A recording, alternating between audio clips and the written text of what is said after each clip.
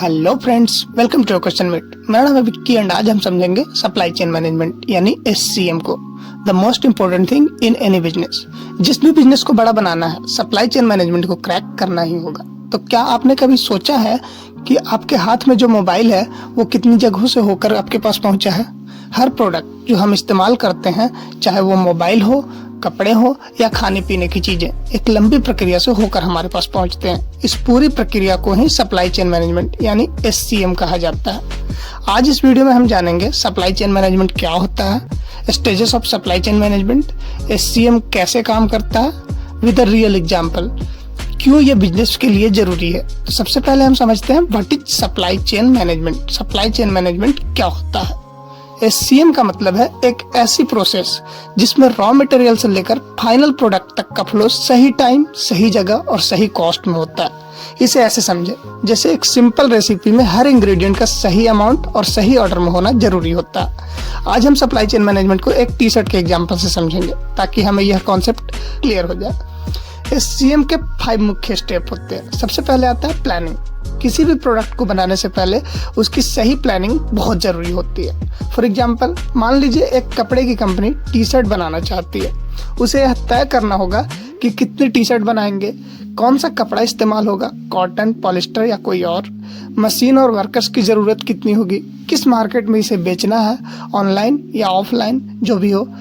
अब सवाल आता है प्लानिंग क्यों जरूरी है। तो सही प्लानिंग से एक्स्ट्रा प्रोडक्शन या शॉर्टेज की समस्या नहीं होती है। सही रिसोर्सेज का इस्तेमाल होगा जिससे कॉस्ट भी कम होगी।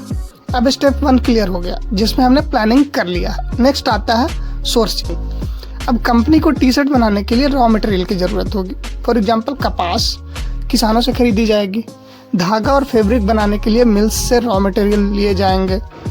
सिलाई के लिए बटन और धागे और मशीनों की जरूरत होगी।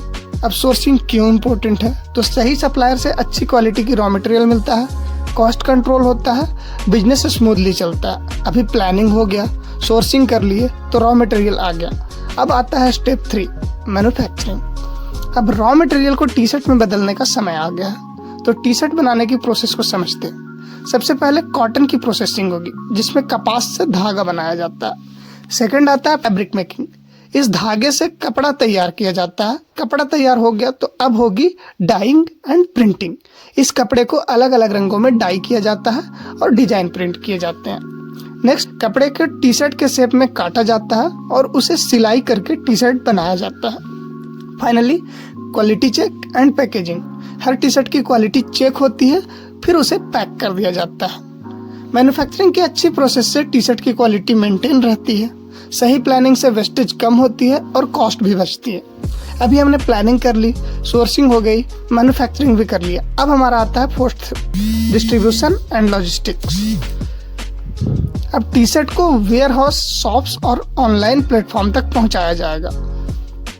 फॉर एग्जाम्पल, अगर आपने अमेजन या फ्लिपकार्ट से टी शर्ट मंगवाई है तो वो पहले वेयर हाउसेस में स्टोर होगी, फिर कुरियर के जरिए आपके घर तक पहुंचेगी। रिटेल शॉप ऑनर बल्क में खरीद रहा है तो यह होलसेल मार्केट या फैक्ट्री से उसकी दुकान तक पहुंचाई जाएगी। अभी ये डिस्ट्रीब्यूशन क्यों जरूरी है? तो इससे सही समय पर सही जगह प्रोडक्ट अवेलेबल रहेगा। फास्ट डिलीवरी से कस्टमर एक्सपीरियंस बेहतर होगा। और यहीं पर आता है अपना 5th and last step, customer experience and returns. अब जब कस्टमर के पास टी शर्ट पहुंच गई तो उसके फीडबैक से बिजनेस को इम्प्रूव किया जाता है। फॉर एग्जाम्पल, अगर किसी ने ऑनलाइन ऑर्डर किया और टी शर्ट का साइज गलत निकला तो वह उसे रिटर्न कर सकता है। अगर कोई कस्टमर सेटिस्फाइड है तो वो दोबारा खरीदारी करेगा और ब्रांड की रेपुटेशन बढ़ेगी। अभी ये कस्टमर एक्सपीरियंस क्यों जरूरी होता है? अगर कस्टमर खुश रहेगा तो ब्रांड की सेल्स और ट्रस्ट बढ़ेगी। रिटर्न प्रोसेस आसान होगी तो लोग ज्यादा कॉन्फिडेंटली ऑनलाइन शॉपिंग करेंगे। हमने देखा कि एक सिंपल टी शर्ट कस्टमर तक पहुंचने में कितने स्टेप्स से होकर गुजरती है। अब हम जानते हैं कि सप्लाई चेन मैनेजमेंट क्यों जरूरी होता है। Firstly, cost saving. सही प्लानिंग और सही एग्जीक्यूशन से एक्स्ट्रा खर्च नहीं होता है। Quality improvement. हर स्टेप पर क्वालिटी चेक से अच्छा प्रोडक्ट बनता है। Customer satisfaction. अच्छे प्रोडक्ट, अच्छी सर्विस से कस्टमर खुश रहते हैं। Competitive edge. अच्छी सप्लाई चेन से बिजनेस ग्रो करता है।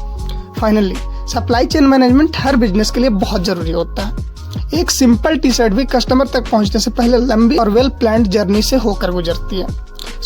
आज हमने सप्लाई चेन मैनेजमेंट को अच्छे से समझ लिया है। अगर आपको यह जानकारी पसंद आई हो, लाइक, शेयर एंड सब्सक्राइब जरूर करें और कमेंट में बताइए कि हमने कौन सा पॉइंट कवर नहीं किया है, कौन सा होना चाहिए। मिलते हैं नेक्स्ट वीडियो में नेक्स्ट टॉपिक के साथ। तब तक के लिए have a good life, make a great story of your life.